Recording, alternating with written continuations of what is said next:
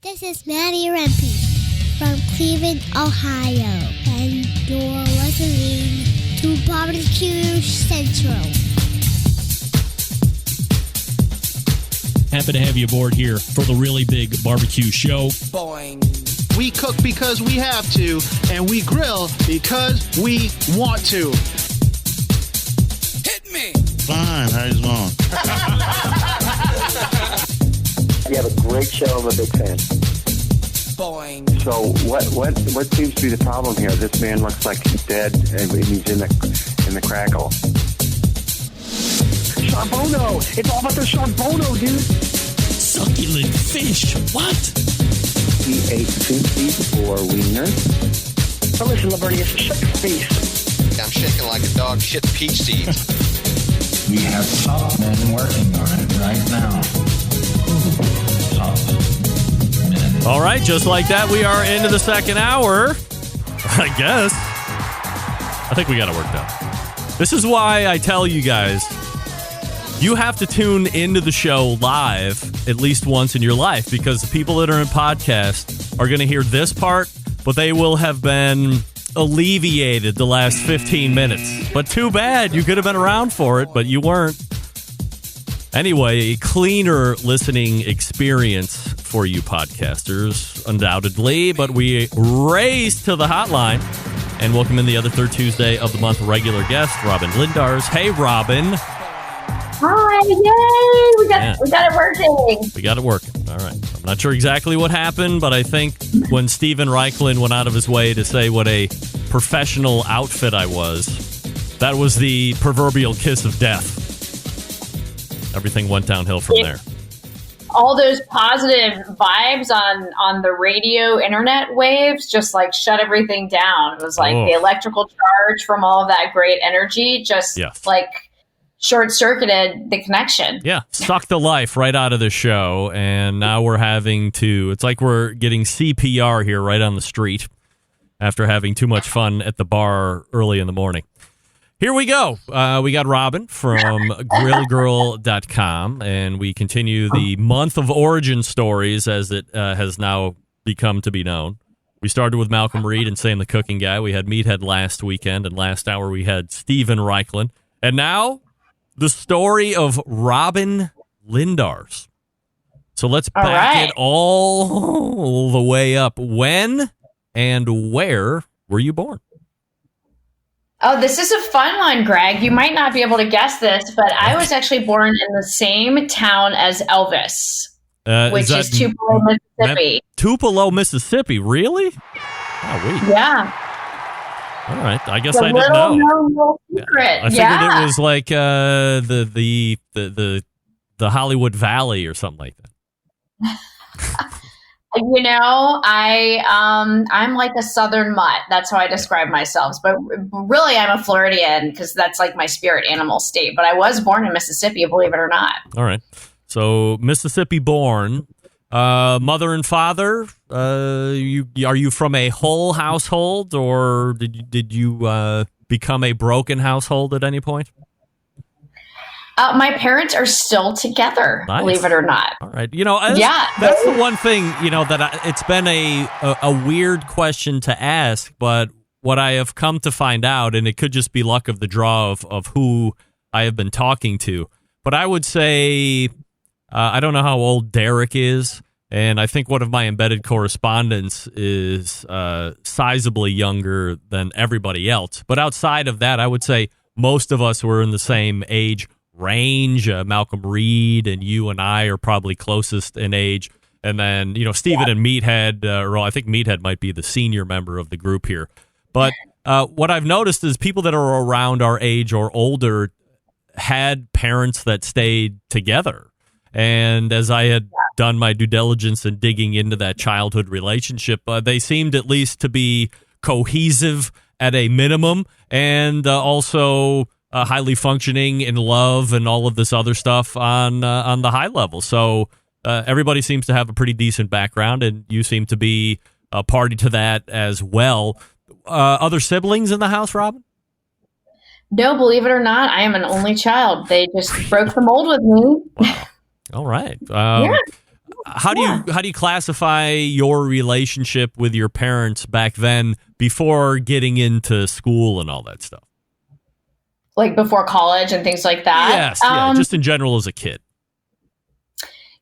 As a kid, being an only child, I think, I love my parents. I think I did always resent them a little bit because I felt, how do I say this? My parents are awesome. We moved around a lot growing up, and I think I always resented them because I was just always moving all the time. You know what I mean? So there was a little bit of like, can we have a little more stability? But other than that, I mean, my parents are pretty, were very, very average, middle class, grew up in the South. Both parents worked. I was kind of a latchkey kid because both my parents were working. So, I mean, I'd say pretty average, if you will. I grew up eating Bojangles and going to church on Sundays, and but I have a lot of crazy family that always provides for great stories at parties and things like that. Like, you could just be like talking, and then you might just throw out a crazy story about that time Uncle Rick got hauled off by the FBI or whatever it was. Nice.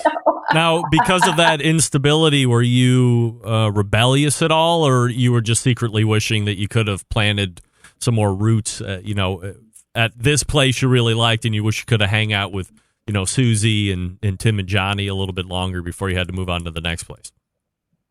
I think a little bit of both. But, one thing that really, I think, came out of the way I grew up is that I'm extremely outspoken and also very independent.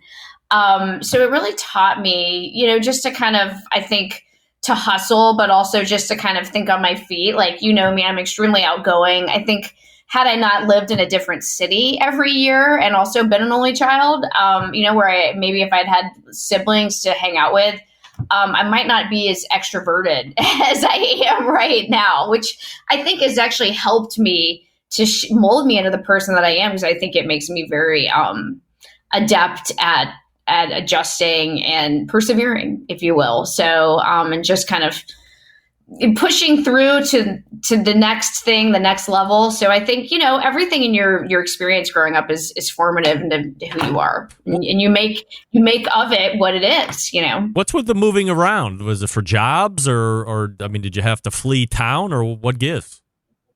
No, well, my dad was in commercial construction. So, when you're in that environment, you build out these big jobs. And after a couple years, you just go on to the next job. And, the more I get to know my dad, sometimes I think that also he might have encouraged I think he might have also I think he has a hot temper and would also sometimes be like, screw you, I quit.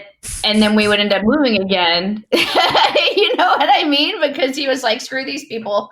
And then he quit his job and then be looking for another one, So I think it was like maybe a little bit of both. But what I think that kind of made me a very, it just made me, I think, a little bit more well-rounded, if you will. Because I've just, by the time I was in high school, I'd probably lived in 5 or 6 different states. Wow. And had just experienced a decent amount by then, or just seen more things than probably the average person. So.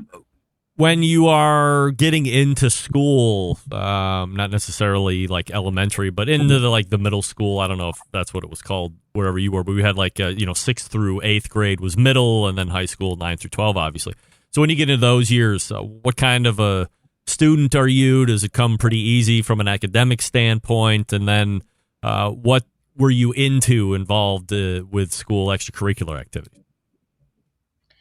Yeah, that's a funny question. I didn't know what you were going to ask. So let's see. I played soccer, but I was never good. I was always a shitty soccer player. I think they used to call me Squirrel because I ran around the field like a squirrel. But I had fun. I was always into drama and English and languages. And I think back in the day, I wanted to be a comedian when I grew up. I don't know what happened, but like my goal was to be on Saturday Night Live. So like a sketch comedian or a stand-up comedian? It's like a sketch comedian, just being like a cheese ball. And but yeah, you know, I made good grades. I always worked like 5 jobs. Like, what was that movie where they were like, you look at Jamaica and you got 5 jobs? I always had like a million jobs and was like a president of a million clubs, and kind of like how I am now, like where I just run around like a chicken with their head cut off. Like I just always had a bunch of jobs and was into a lot of stuff, and I made pretty good grades, but I wasn't studying all the time. I think I was really more focused on working and making money because I just wanted to make money and have my own independence. And, you know, my parents didn't, like, we were pretty middle class, but it's like, you know, I always worked. So I always had money if I wanted to buy something, because I would like wait tables at Chili's on the weekends, you know, and yeah, so that's me. All right. So that brings us to the first break. We're going to come back. We'll have a couple of these here through the hour. Once we get through the first hour, assuming we're still plowing through all of this. We won't be relegated to any breaks or anything, but let me do this here real quick, and we'll be right back with Robyn from grillgirl.com as we get her origin story. This portion brought to you by the BBQ Guru, always believing that outdoor cooking can be easy and fun because they offer you some great products. They offer you 2 different kinds of cookers. How about the Monolith, which is a ceramic cooker with a built-in power draft fan. So if you have a Guru controller, you can hook that right up to the Monolith's already built-in power draft fan, and away you go. They also offer a cabinet-style, fully insulated cooker called the Shotgun. Both accommodate a decent amount of food.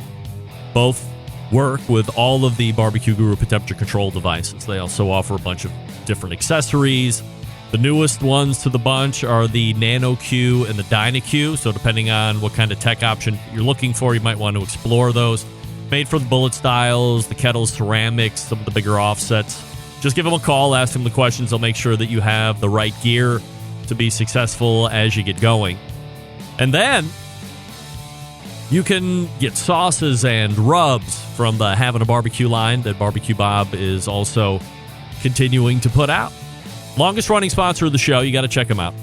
Don't buy any other automatic temperature control device. These are the guys that started it all. BBQGuru.com, the website.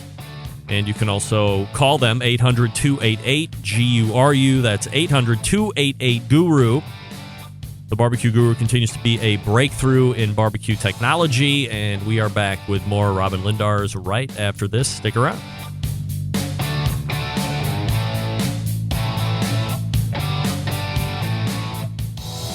Monthly visits from a killer hog, a cooking guy, a man named Meathead, the author of Barbecue Bible, a grill girl, a bristly barbecue journalist, and the male feasts of the barbecue world known as the Embedded Correspondents. Only found right here on the Barbecue Central Show. And this portion brought to you by Pit Barrel Cooker, the most unbelievable outdoor cooking appliance that is currently available. 2 different sizes to choose from, a host of accessories to complete your pit barrel experience, and bigger ones on the horizon. Go to pitbarrelcooker.com and tell them the Barbecue Central Show sent you. And we're back with Robyn. All right, Robyn, so what jobs are you holding through high school? You said you were a worker and you were obviously at Chili's, but anything else that you were holding down through those years? Let's see. I worked at Chili's. I worked at American Eagle back in the day, and it was cool. Yeah. But I hosted at a couple restaurants, but usually it was waiting tables. That was the one where you can make the money. And then I think I was like editor of the yearbook. That was like I was a co-editor of the yearbook, but my real thing was I was co-editor of the newspaper at the time. That was kind of like my thing I was into. Were they paying you for that, or was that school related? Well, that was school related, but that was like my writing stuff. I like paid. I was waiting tables on the weekends. Do you feel that working in the service industry paid dividends later, dealing with the public, having people screaming and yelling at you and blaming you for stuff that perhaps you had nothing to do with, and also knowing that if you were performing well, that you could see a sizable tip in regards to your performance?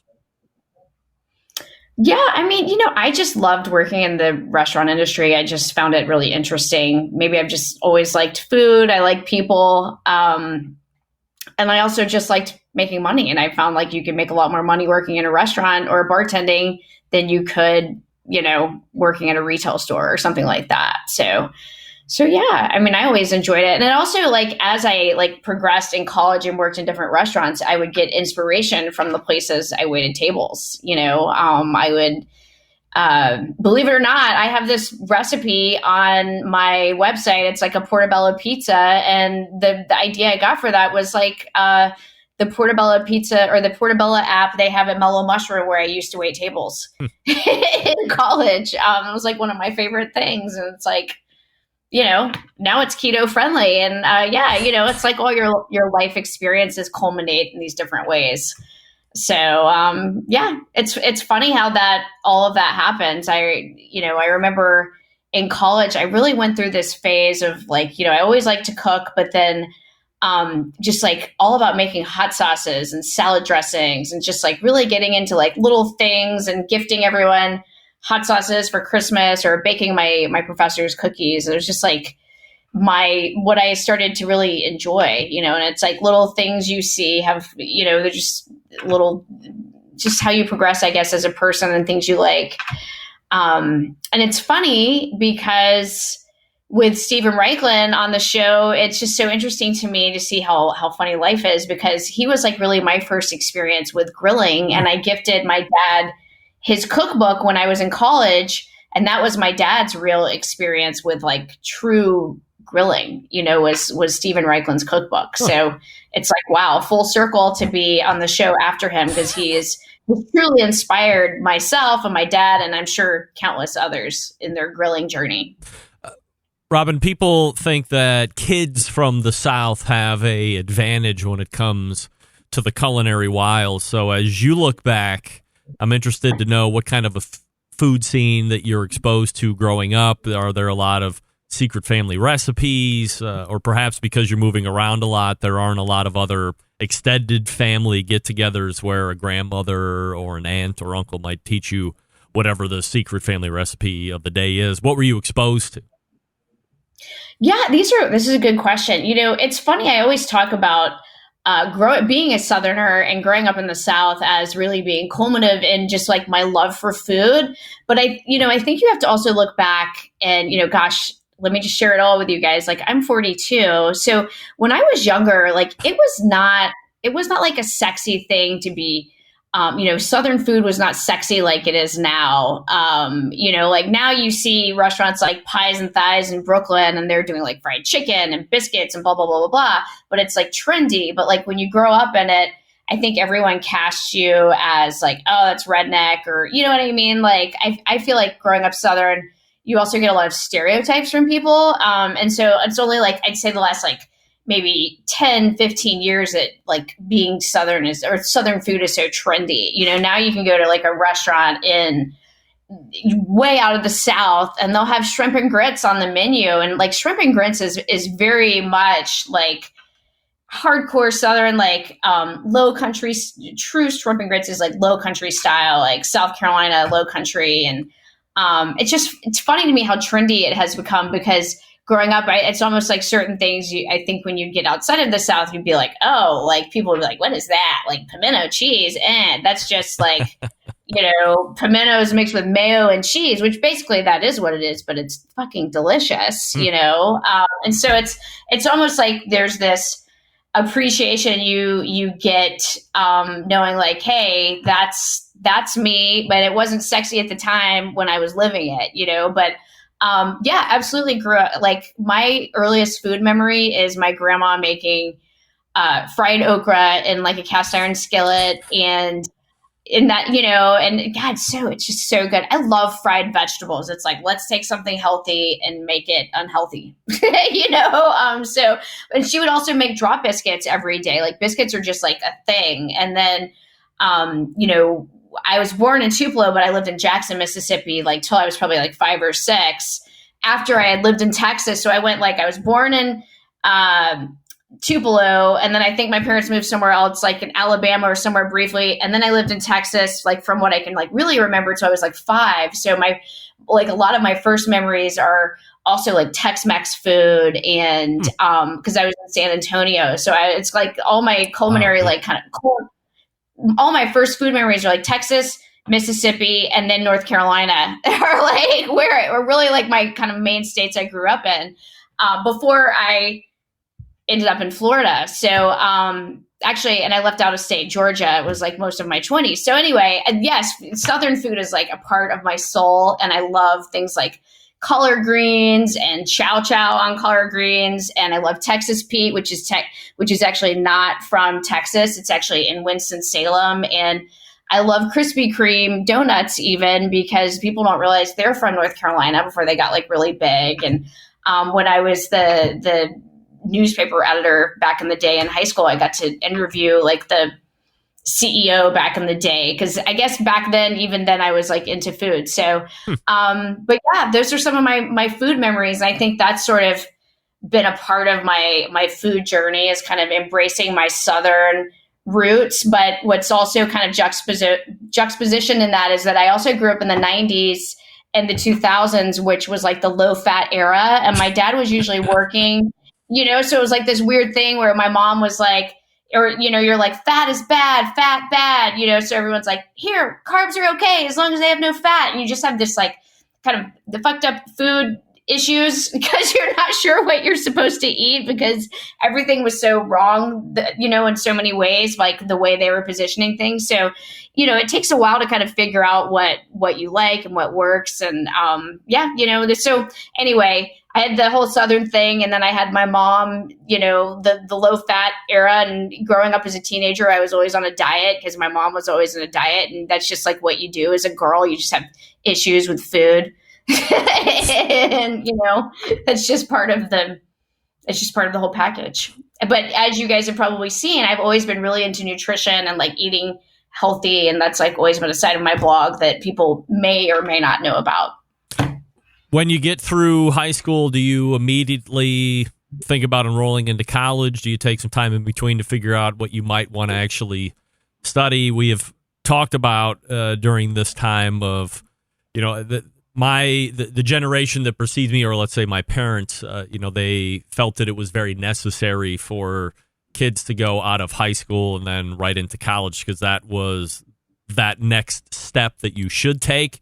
Because I think there were a lot of kids when they were growing up that either just went out and got jobs or went into trades, perhaps went into the service, something along these lines. And the way for them to make it better or the next generation better is to send those kids to college. So it was quite a wait to go on to do that. What we've come to find out now through my generation is I think, it certainly paid dividends, and jobs that I was applying to back in 97 and 98 all said college degree required, or at least strongly preferred. Otherwise, you weren't going to be considered for candidacy. But I also know, specifically for me, I don't need to go to college to do what I'm doing today.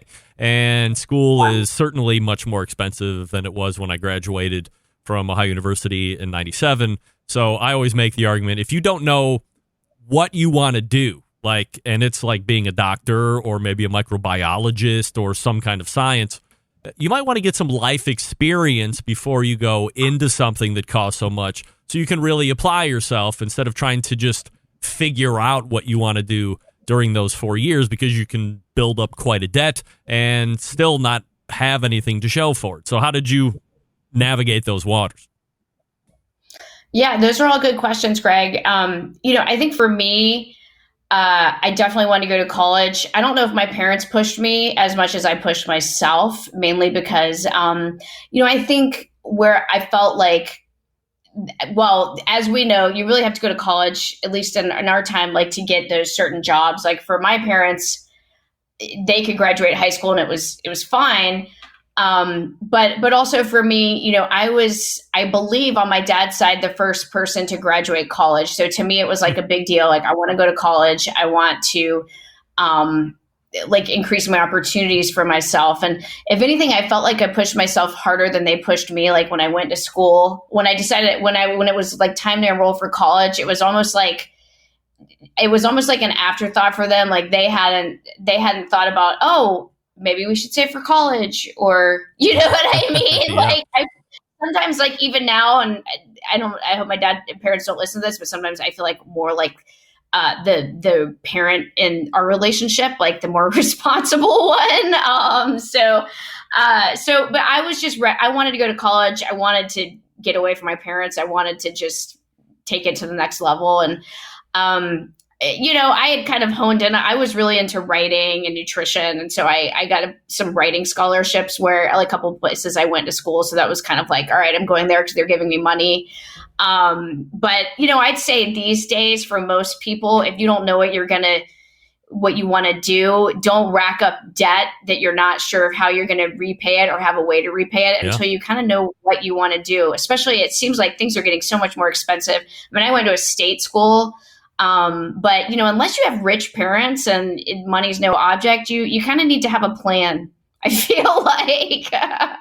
And you just got to be smart about these things, and if you're not sure yet, maybe you do take a little time just to figure out what that is. I mean, God, look, some of the most successful people out there never really finished college. So I always tell, when I talk to people, I say, I think the fastest way to wealth is starting your own business or working in finance, Mm-hmm.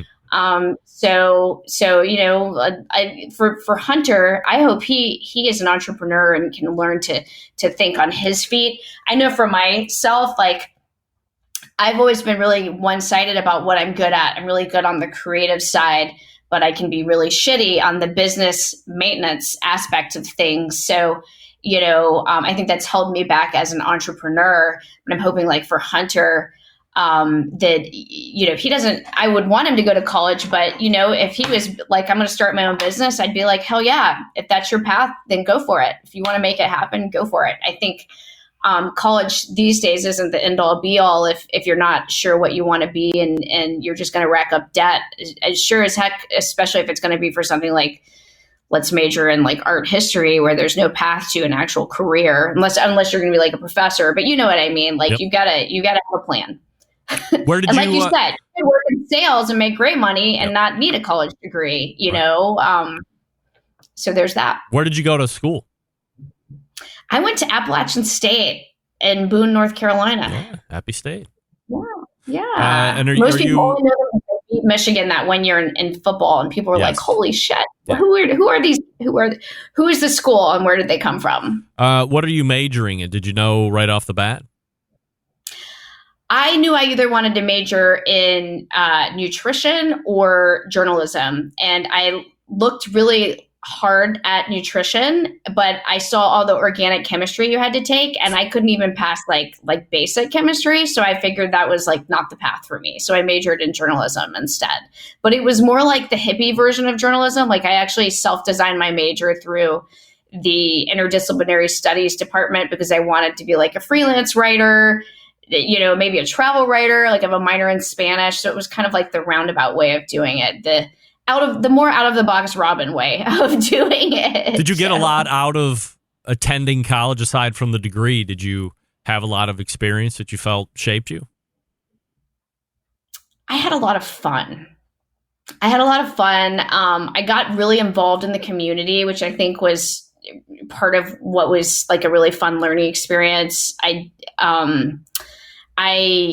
was even writing for the local paper. I actually had my own food and restaurant column, and I called it Food for Thought, which was really fun. And I would review restaurants and update, food news, and because I was also waiting tables and bartending around town and yada yada yada. And then I remember I had one article I was especially proud of, and I wrote about the regional styles of North Carolina and South Carolina, and like really just kind of the South barbecue. So yeah, I had fun. I had a good time. I think it was a great experience to get under your belt. And I would encourage anyone to, to do it if it's the right time for them, for sure. it's funny how we continue to connect these circles back from Stephen being on in the first hour, you coming into the second. You had mentioned that you had bought his barbecue Bible and given it to your dad and started that way from an introductory to real grilling. Well, Stephen had graduated from college. I mean, certainly he was quite the academic, number of scholarships and grants and all this other stuff that we had talked about in the first hour. But his first job out of college was writing restaurant reviews for a paper up in Boston or something like that. But freelance. He only wanted to be freelance like yourself and doing restaurant reviews like yourself. So there's a lot of connecting things as I'm starting to reflect back on a lot of these interviews that we've done here over the course of the month. As you get out of college, what are the first few jobs that you're able to attain? Are they still within journalism, or do you immediately start to switch gears because you just want to get a job? Yeah, that's exactly it, Greg. So for a little bit, I was trying to figure out what to do after school, and I was trying to find a job, and had a writing degree, and I did like the 4.5-year plan because I was designing my major, and I was just like, learning so much and just having fun. So anyway, the long end of the short, so 9/11 happened like my last year of college, and because I graduated in 2001, and it was kind of like the shit just kind of, as we know, hit the fan because things were weird, and I was just having a hard time finding people hiring or like for writing and journalism and stuff like that. And also I was living, like, my parents were from Charlotte, so that's where I lived in Charlotte for most of high school, and my parents had been really surprisingly, like, they stayed there for a while, like after our bout of moving around a lot. And Charlotte's not a creative town, it's a banking town. So, that wasn't really the right place to look anyway. And so I ended up getting a job out of college in Atlanta. And so I moved to Atlanta, and I got a job working for these ladies. So anyway, I should back up and say I had the journalism degree, but I was looking for anything like remotely related. So I got a job working for what I called the two crazy bitches for this publishing company called, they were so crazy. They were the two crazy bitches. They were both, I think, going through menopause at the same time, and they ran this office, and they ran the Atlanta apartment book, and I was the production coordinator. So I was in advertising, and that was like my first real job out of college. And I was like, after 6 months, I was like, holy shit, if this is what like the real world is all about, then what have I gotten myself into? But right after that, because I realized these ladies were just so nuts. Like, I was like, please don't let this be the real world, because I'd really only worked, like, I had my column, but I'd mainly worked in the restaurant business. And so then I ended up getting a job because Home Depot's corporate office was in Atlanta. I ended up getting a job as a production coordinator at Home Depot's, basically their in-house advertising department. Mm-hmm. And I worked there for a while and learned a lot. And then eventually I decided I didn't want to. And then I was like, what do I want to do with my career? I got like half an MBA that I didn't finish because it was one of those private schools like University of Phoenix, and racked up a ton of debt. And then I decided I didn't really want to be stuck in an office all day anyway. And then I got my real estate license and got into sales for a while. And then I decided, I like sales, but I'd really like a job where I have like a base salary and like health insurance. And so then I moved into sales where I was selling like marketing related services. And around that time, I'm fast forwarding, but in my mid-20s, I got married. Wait, now hold on. Wait. Don't just stop. I'll guide how quickly we're going down the road here. So you end up having a number of sales-related jobs as you get out of college and, early to mid-20s. Safe to say? Yep. All right. Yes. Advertising and sales, yep. Okay. So let's take a break, and then you will regale us with a love story when we come back from the break. All right. So we're talking with Robyn from grillgirl.com. So stay tuned as we learn more about her. And I think this is the last big read for the hour. Big Poppa Smokers, of course, the one-stop online shop for all things barbecue-related. A curated selection of only the best outdoor cooking and grilling supplies will get you on the path to better barbecue results in no time. They have 13 perfectly balanced flavors of rubs. Great flavors like Sweet Money, Cattle Prod, Cash Cow, Double Secret Steak, Regular Money, Happy Ending Rub, just to name a few. They also own Granny's Barbecue Sauce, so if you're looking for a great new go-to barbecue sauce that's a little bit different from everything else that's out there, Granny's traditional yet powerful flavor reminds us why we fell in love with barbecue in the first place. They also sell grills, which we know. If you want a versatile smoker that's easy to use, you check out that Mac 2-Star General Pellet Grill that has been refreshed here recently. Big Poppa's the exclusive Mac dealer and even offering special packages online. Nobody else does that. If you're not a fan of pellet cookers, no problem. You can take a look at the Old Hickory Ace BP. It's the only charcoal smoker that Big Poppa trusts on his competition trailer.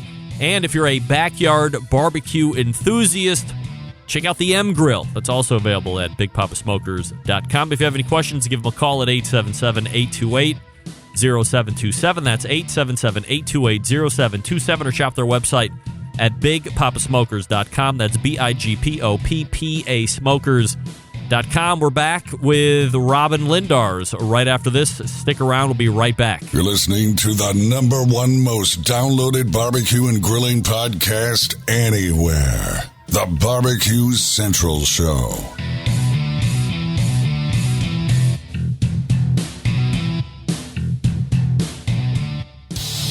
Celebrating over 10 years of prolific and unparalleled live fire barbecue and grilling talk. And yes, it's still being done from Cleveland, Ohio. You're listening to the Barbecue Central Show. And welcome back. This portion brought to you by Smithfield. We love Smithfield with folks like Chris Lilly and Darren Worth, Ernest Cervantes, Charles Cridlin, all giving you tips here through the grilling season. Go to smithfield.com. It's really some of the best pork that money can buy. So if you have an outlet, it was harder to find earlier in the year, but now rolling out, check them out, smithfield.com. All right, Robyn, we are back. So we talked about the sales jobs, getting out of college in some form or fashion. Also, you promised before we left to tell us a love story this evening. You're married to a guy who I referred to as the man's man, Scott Lindars. But talk about how you met and how that love story progresses to where you guys get married. All right. Well, that's a good one. So Scott and I actually knew each other from mutual friends. My best friend from Atlanta, who I also went to school with at Appalachian State, he was like in her circle of friends, but not mine for some reason. Well, I met him randomly in like a group, and long story short, he was kind of like the people I didn't know and the blah, blah, blah. And then, in my mid-20s, I like to call it a trial marriage. I married a guy and it didn't work out. We were married for like a year. Really? And so what is that like? What is that all about? Like, how do you did you think it was forever, or were you just like, I kind of like him, fuck it, we'll get married and give it a shot? Like, how do you go into that? Well, I think at the time, being in Atlanta, and a lot of my friends were it's kind of a more traditional place. And so they were all getting married to the guys they dated in college and the blah, blah, blah. And, I was going to weddings every weekend. And I think, the guy I'd been dating, we probably should have gotten not married and just broken up instead of getting married. And then, I think once we got married and I realized that he was incapable of doing things like mowing the grass and just stuff like that. And that's a deal breaker. You can't mow the grass. You can't be married to Robyn. Is that what it is? Well, you just got to pull your weight. We just weren't compatible, honestly. But I think, it's a lesson learned, when you're 25, do you even know who you are yet as a person or what you want? Like, you should not be getting married, most likely. And I shouldn't have gotten married. And so anyway, lesson learned. I think these are the experiences you build so you figure out what you don't want, so that when you then you know what you do want. And so when I met Scott, I think I actually knew what I wanted, and I wanted a guy who could do things like mow the grass and just hold his own. And so, as you know, he's pretty handy around the house and just handy in general. And he's kind of like MacGyver, I would say. He's that guy that probably could build a bomb or something out of a paperclip.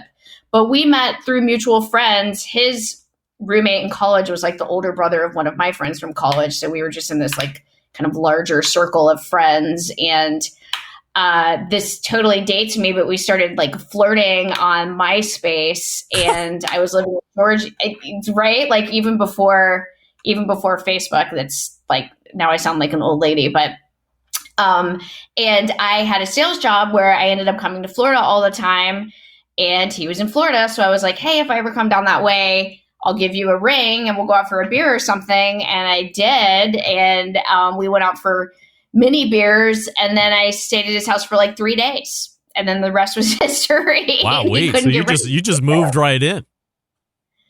Yeah. Yeah. I mean, we had like the world's longest date, and then we started like dating long distance. And then I took a job in Miami to be closer to him. And that was like how I had lived in Georgia, and I decided to like maybe move to Tampa where I had family. And then I got a new job, and then I just was like, all right, cool. I'll move to Miami. I got a job here. And, so then I moved in with him, and I basically opened myself to this whole new world of living in South Florida, which was crazy and exciting and fun and just like a totally different world for me. And the rest is history. And we're almost at our 10-year anniversary, believe it or not. So, at that point we had dated for like 2 or 3, I think 3 years before we got married. So we've been together 13 years. So, which has all been documented on the blog. If you guys have been following it, I've kind of documented like every major milestone, a lot of the milestones since I've had it. How long were you dating the other guy that you had the starter marriage with before you got married? Probably like 3 years. That's weird. I mean, look, I don't have any idea what I'm talking about, but is the only separator that Scott would mow the lawn and was handy and the other guy wasn't? Because there seems to be a lot of similarities here, and one worked out and the other one was over within a year. No, it's just honestly totally different. Yeah. Can't even compare. Just just totally not even like, can't even. I should have not married that guy. Like, it was just like I said, we had been dating, we should have broken up, not gotten married. Yeah. Like, we should have gone the other direction. Like, we were like friends that got married. Like, we should not, you know what I mean? Like, the chemistry was lacking. Like, I remember when I married that guy and we went to like kiss on the altar, and it was just kind of like weird and awkward. And I remember someone like yelled like, "Oh, come on." Like, it wasn't a real kiss or something. That was like a bad sign. No doubt. The pastor's pulling you aside going, "Hey honey, the back door is off to the left here. Take it if you want it," right? Yeah. So, young, immature, probably didn't have should have just not gone there. But like I said, everything is a learning experience. Everything's a learning experience. So, smarter from all the things that happened to you, for sure. So, how long are you married before you start talking about kids, or how soon after you're married do you start talking about kids in general? We waited a long time. We really were enjoying that dink lifestyle, dual income, no kids, having fun. We were getting into, Scott gets really into his hobbies. We got into competitive, we were really getting into sailboat racing and just I remember all that. this stuff. Yeah. And I had filmed all these cooking videos on the boat and the blah, blah, blah. And you can find those on YouTube. I'm like out in my bikini in the back of like our sailboat, like making John Daly's and Dark and Stormies. Right. And just, the Miami life. We were having fun. And so I didn't have Hunter till I was 36. And so we'd been married probably 4 or 5 years when we had him. Yeah, because we're coming up on 10 years and he's 5. So we'd been married at least 4. So we did not rush into that. And I would not encourage anyone to rush into having kids. No, never. never. Have fun. But do you decide you're at a right point to start trying, or do you realize that, hey, there's just not going to be a right point, as he's sneaking his head in the back, that there isn't going to be a right point, and this seems to be as good as any time is going to be? I think he was pushing me, like, come on, like, we can't wait forever, and I was like, all right, and then it was like, everyone tells you that when you take yourself off birth control, that it takes forever to get pregnant. And so we had just embarked on this like massive whole house renovation. And literally I had a tile chipper in my hands and I was digging up tile in our house. And then for some reason I decided to take a pregnancy test because I thought I had pulled a muscle in like my groin or something from doing CrossFit. And I hadn't. I was pregnant. So I took a pregnancy test and I was like, fuck this. I'm not chipping tile anymore. I get a pass. And so then, but we literally lived in like one room out of our house with no kitchen. And for like the entire time I was pregnant, it was awful, but it was what it was. Like, it's at least the house was renovated after we had the kid. It was done, but quite stressful actually. So what's parenting like for you guys? Are you finding it to be as enjoyable as you would hoped? Has it been more overwhelming than you thought? A little bit of both? I think it's been a little bit of both. I think for me, for both of us, like I had always thought I wanted two because I was an only child and I was like, I wouldn't want to do that to a kid. I think you need a brother or sister, especially when they get older. It's not fair to put it all on one kid, with dealing with their parents and stuff. And, but when it came down to it, we were happy with Hunter. And, his first couple years, he's so damn stinking cute. At the same time, he was also like extremely challenging, you hear all these people that are like, oh, my kid started sleeping at like 3 weeks or whatever. And you just want to be like, screw you. I hate you, cause I was like, God, I read Scott and I, he's super anal and we were trying to be good students. We took all the damn classes and all that stuff.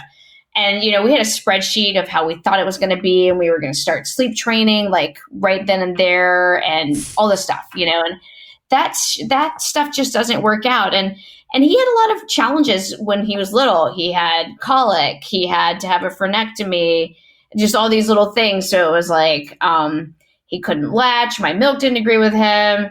It was just very stressful. I'd say like first 6 months. And so when things started, and he wasn't one of those kids that slept either, so on top of the colic and the everything else, like 6 months we were getting somewhere with sleeping, which I think is better than some people, but when it came time to even think about having a second, I think we were finally like, we just got out of this really stressful period. Like, do we want to go back there again? And also, can your marriage survive that kind of stress? You know what I mean? Yeah, like you have to be realistic with yourself, like, you having the girls, it's a lot of stress when they were younger, anyway. So for us, it made sense to have one. And I mean, he's so damn cute. Everyone's like, he's so cute. Have you thought about getting him into modeling or whatever? And I'm like, no, I don't want to be a momager. I mean, I think he is really funny and cute. He's got a real smart aleck-ness about him.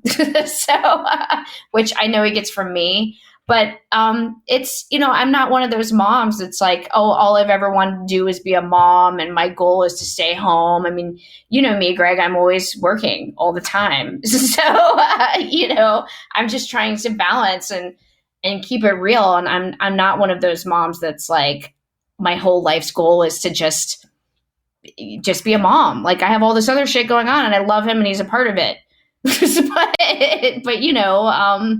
that's how I am. So, but he's a blessing and I love him and I feel blessed to have a funny, cute kid and he keeps me on my toes. Like the other day I was attempting to film some videos on the Green Mountain Grill doing the pizza and I'm like sitting there like rehearsing my lines, and he's in the back, and I've messed up I didn't like the way I did the first line, so I did them again, and he's in the backyard while I'm doing this video, putting together a Hot Wheels like track, and he comes up to me while I'm filming, he goes, "You just said that."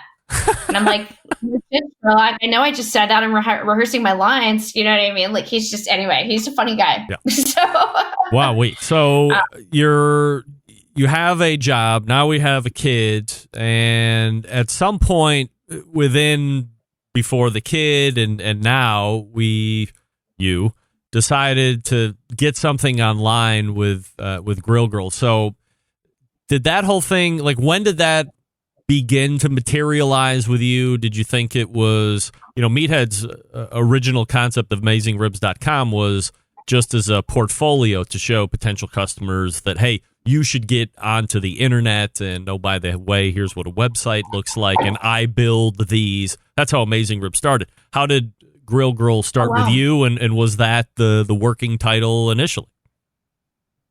Yeah. So you sort of know a little bit of this history, Greg, but this will be fun to recount. So right when I took that job in Miami, and it was so funny because Scott and I always joke about this, having moved from Atlanta, I thought I knew traffic, and I didn't know shit about traffic until I moved to Miami, and I realized that there's traffic, and then there's traffic like with crazy people and old people mixed and people from different countries. And I'd never been flipped off before until I Hold on. I'm sorry.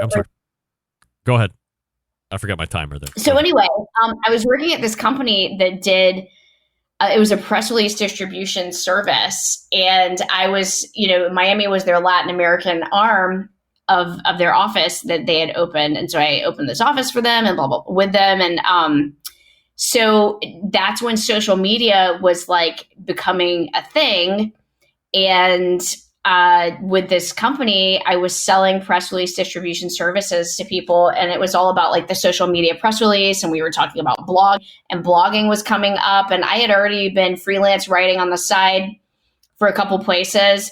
And so I was learning about blogging. And I decided one night after a couple glasses of Pinot Grigio that I was going to start a blog. And so I had some wine like I do every night. And then I was like, I just started a blog. And I was like, Scott, I just started a blog. And he's like, okay. and the first iteration of it was like culinarylifeadventures.blogger.com, and it was basically, I was like, anytime I made a recipe that I could actually remember remotely what I put in that turned out well, I was just like having fun and cooking for Scott because I was happy to have people to cook for. Because, then when I was dating him, he had all these like bachelor guy friends, which were like super appreciative when I would be cooking for them. Sure. And I was new to Florida and, or South Florida especially, which is just like this really interesting place because everything's like tropical and you've got all these people from different places. So when you go to the grocery store, it's like shopping in the multicultural aisle, because you've got like Jamaican condiments and guava and all this Latin stuff and just, and then I've got like fruit trees in my backyard and banana leaves. And I'm like really going through this very like creative time in my life, just being exposed to all these different foods and just stuff, people and cultures.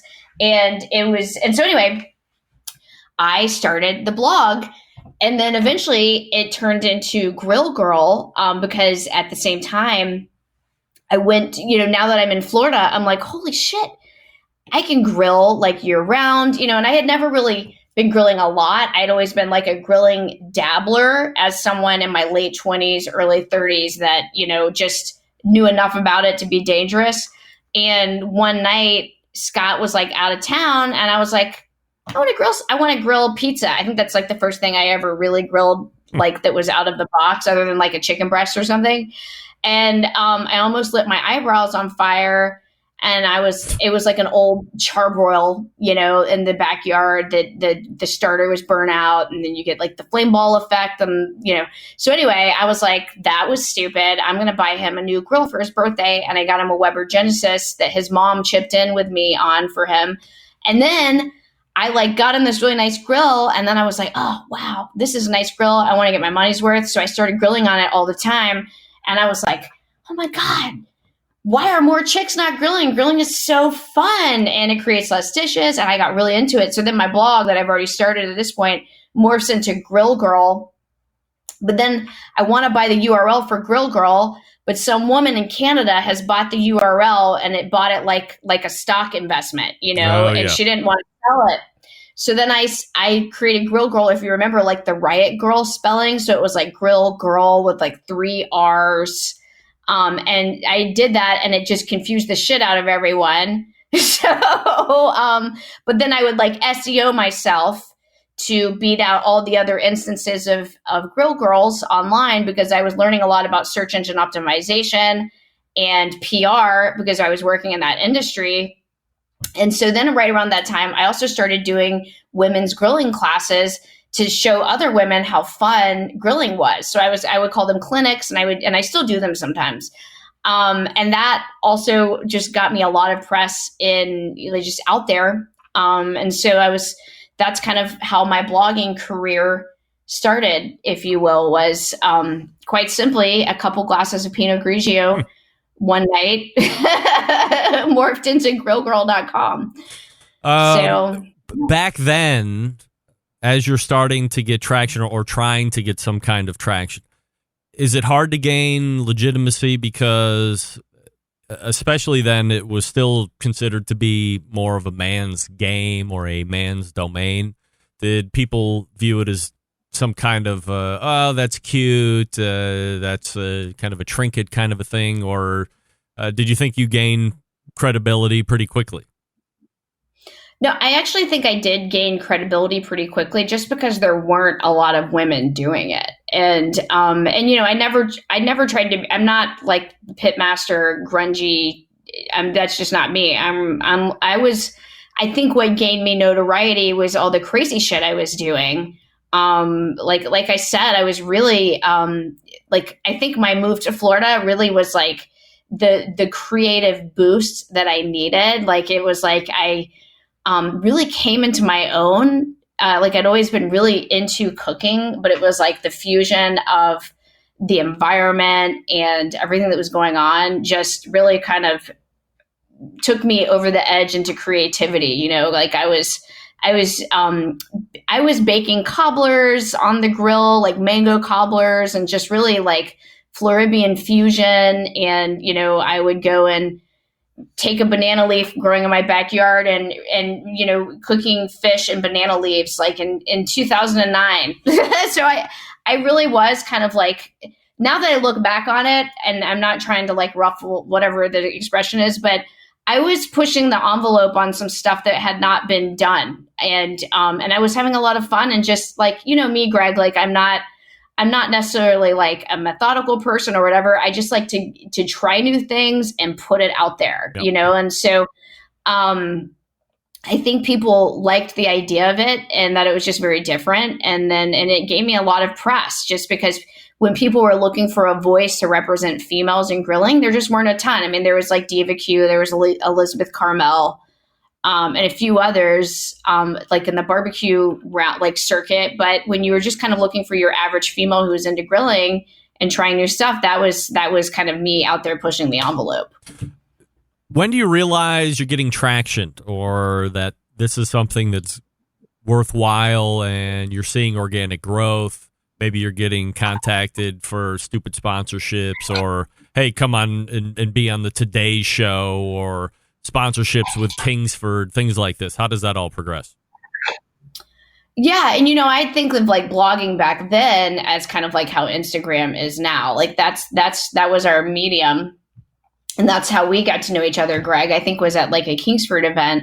But blogging was kind of like the like how you did cooking and recipes and documented it back then. Now, yeah, you can pretty much have a blog on Instagram if you think about it. But I would say the first time I felt like this was going somewhere was when I got a gig with McCormick's to do videos for their Grill Mates campaign.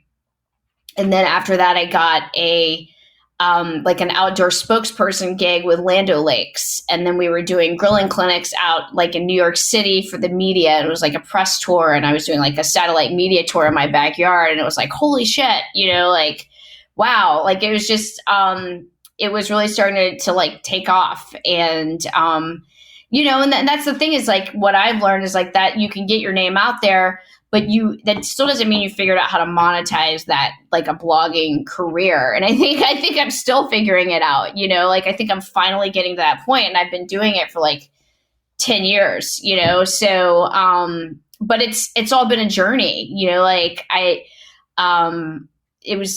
there've been some really cool experiences. Like I did something with Walmart in Kingsford where we were doing these tailgating videos, and I actually got to meet Jason Aldean, and I was like, holy shit. Because like back then I hadn't really been exposed or hadn't exposed myself to as much country music back by then. So I don't even think I realized like how big of a deal he was. And it was so funny.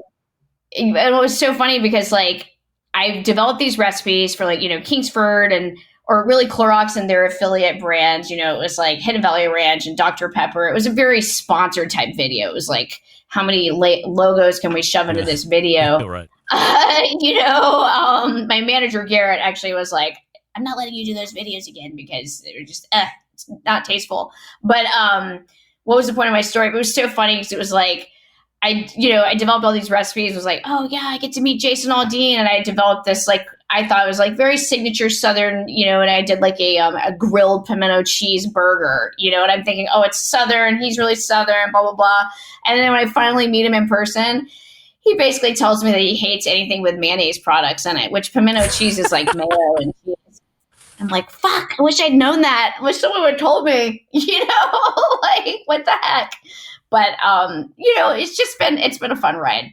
You can never take yourself too seriously with all this stuff. I think that like, we're all, you reinvent yourself every day. What was big then and tomorrow, it might not even be Instagram anymore. Like, it's just, I think you can never get too settled into what's working. You like, especially if you're building in a brand, like you're always figuring stuff out or, like things are changing always, all the time.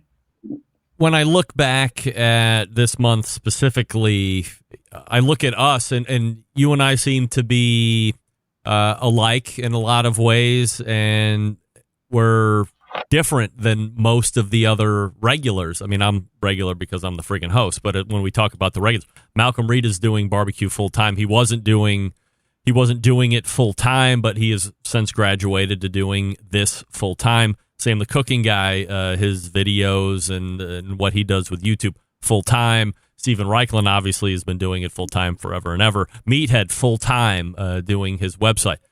Long way to ask, was there ever a time where you wanted to do Grill Girl full time, or could you have decided to kick the corporate job, let's say, off to the side, and whatever you were making at Grill Girl, you were going to take that and say, okay, well, this is what we're making with it right now, and the goal for the next year is to increase by X, and the year after that to increase by X, and make it a real gig like all the other people that I had mentioned?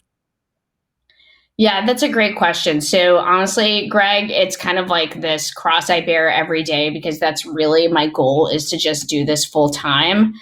But I think where the challenge has been is that when Scott and I decided to move out here to Fort Myers to build a house, I think initially we thought we were reducing our cost of living and cutting down on the spend. Because we were moving out of the Miami area, which is expensive. We did make money on our last house. We're like, we'll invest that into this house and try to maybe reduce our spending.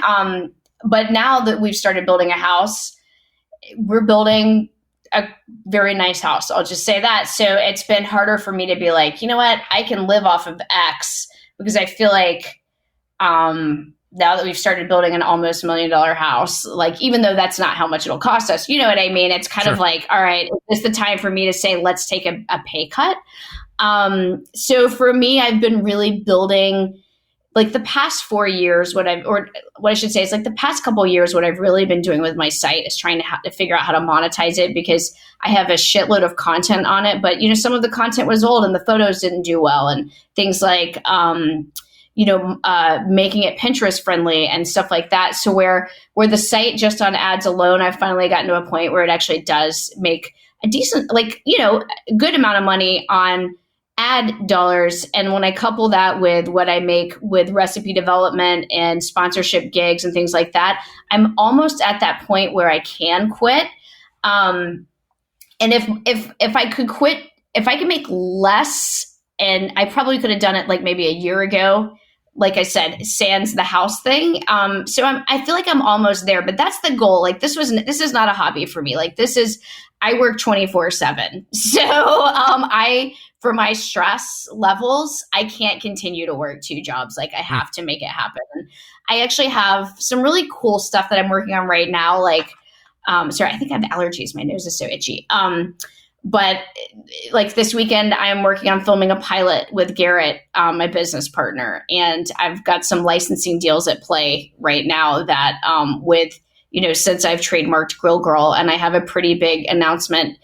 It's something I'm negotiating for a potential magazine next year. So there's so much cool shit going on that I'm like, this is going to happen. Like, I'm getting there, and I'm in, what is nice is I've been able to save money working this as a side job to invest in Grill Girl and invest in the talent and reinvest on things like I'm basically doing like a major SEO overhaul right now. So that, by not paying myself from Grill Girl on giving myself basically a salary from that and being able to stock that money away, I can really use this from a developmental standpoint, so that I will be in a really good place very soon to be able to take it, like, to be able to finally quit, hopefully. So, but that's the goal. Like I said, I feel like I'm slightly, like, I've lost my mind, honestly, doing so much all the time. So is your number having to make, whatever you're making at Grill Girl and then also eclipse what you're making at the other job in order for you to feel comfortable doing that? Is that what it is? Yeah, pretty much for me. Yeah. Like, I need to make, in order, like, I need to be at a certain range to be able to, like, kick it. Yeah. And I think, I'll just leave it at that. I'm almost there. So I've often been asked, do you do, in fact, I was on the phone with somebody else earlier in the evening who said, oh, are you doing this full time? It's not something that I'm, ultimately or intimately familiar with, because they would know that I'm also selling trucks during the day, and this is something that I'm doing outside of traditional work hours. But they say, is this something that you're doing full time now? And I can't sit here and tell you, for as much as you were animate about saying, I got to stop doing both, I'm going to stop doing both, and here are the hurdles to clear in order to do that. I don't have any interest in doing that. I don't want to make the show the main way for me to generate income, because to me, that will change the entire dynamic of the show. That will change the entire dynamic of me internally. That will change the entire dynamic with me and my family. And I just don't think with this show, unless I ended up partnering and doing some of the best sales work I have ever done in my life, and I've put together multi-million-dollar contracts on a regular basis, this would require perhaps even a more elite level than that to get somebody to sponsor what I would need in order to get out from what the show is making and for what I'm making at trucks. And I'm telling you right now, you don't need a college degree. And I tell everybody that's looking for a job, do you want to sell trucks? And they all laugh in my face. I'm going to sit here and tell you, if you can sell halfway decently and under a decent economy, there's some money to be made in trucks, believe it or not. It's not like selling cars where you're waiting for people to come. It's exactly like a traditional outside sales job if you like it. And if you're good at, you can make money. If you're good at relationships and all that stuff.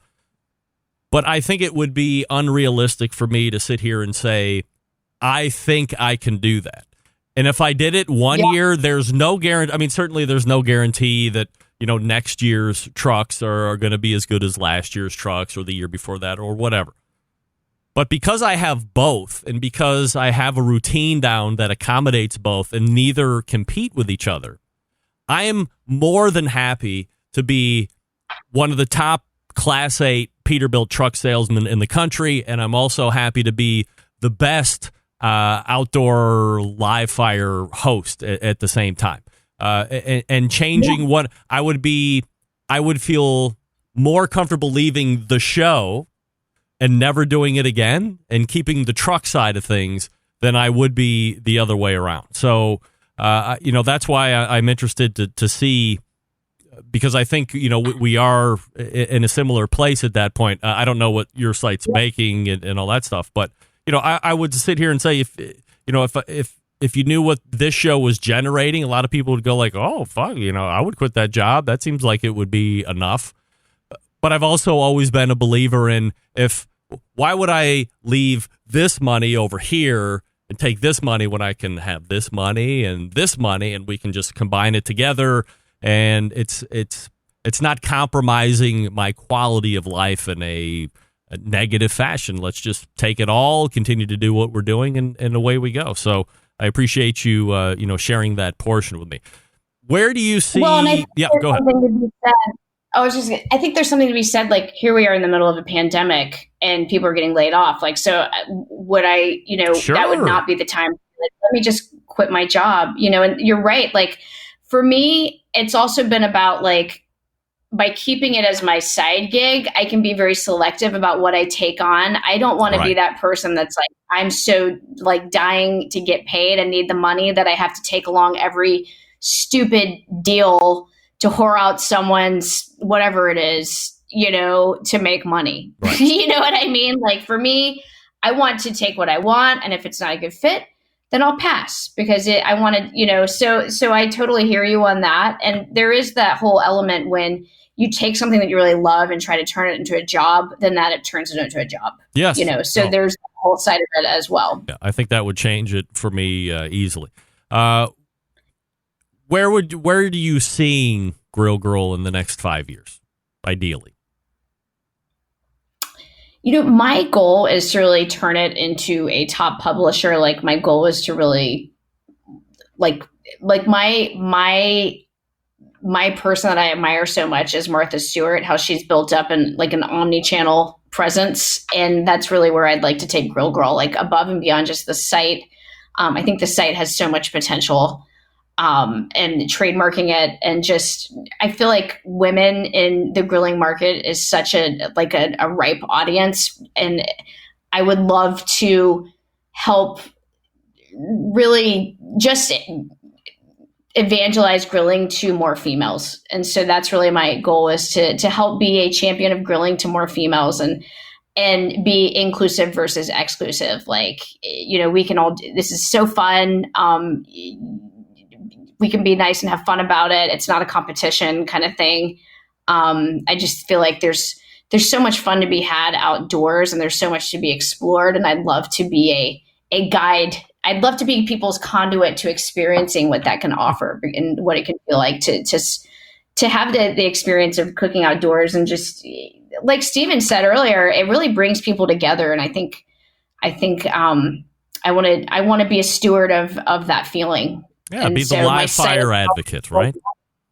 Absolutely. Yeah. So there will be more to come. I hope more in the publishing realm, maybe even more in the lifestyle stuff. So definitely not throttling back. I'm throttling. There will be more of everything. All right. Full throttling, not throttling back, but throttling forward.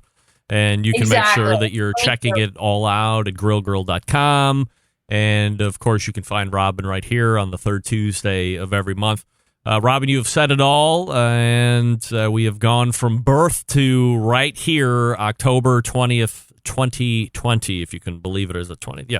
And man, I appreciate you sharing. And as I've said with everybody here, my regular guests, It has been, an incredible journey for us. We kind of come in at a similar instance, being nobodies and really working to attain whatever success and name and reputation we have in the industry. And it's been great to share it with you. And we've shared a lot of great experiences. And again, you're one of the few where we've done stuff in person as well as doing a bunch of stuff here online. And it's been great to see your success and your build through the live fire industry. And I can't wait to continue it. And thanks again for taking all this time tonight and sharing your origin story with us. Oh, Greg, you're like one of my besties. I love you. You're the best. So one of these days we will do another in-person event too. Yeah, no doubt. As soon as this pandemic clears, we should sign up and away we go. Yeah, exactly. Yikes. Well, I had fun. Now we have to quiz you. We have to do the interview Greg. That's what we need to do. That's what Meathead said too. But I'll start taking resumes for folks that want to interview me. So put together a dossier of your most incredible questions, and then I'll figure out who's going to get the task of taking my life story, which will be highly uneventful. I can tell you that.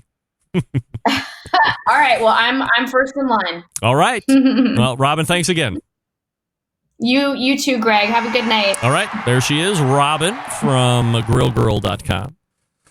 And giving us her origin story, and my shot is frozen. What happened? This has been some kind of you-know-what. Outrageous. All right, well, we'll task out of here directly because I do have audio. I mean, it's just unbelievable. At least we made it to the end. Hey, all the way back in the first hour, it was Steven Reichland. And kicking it through the second hour, Robyn Lindars from grillgirl.com.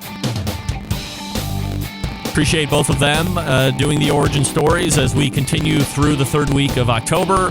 And next week, we get Derek Riches and the Embedded Correspondence, believe it or not. Looking forward to that. September 11th, 2001, I will never forget. Until next Tuesday at 9 p.m. Eastern, this is your program host and proud U.S. American, Greg Rempe. Good night now.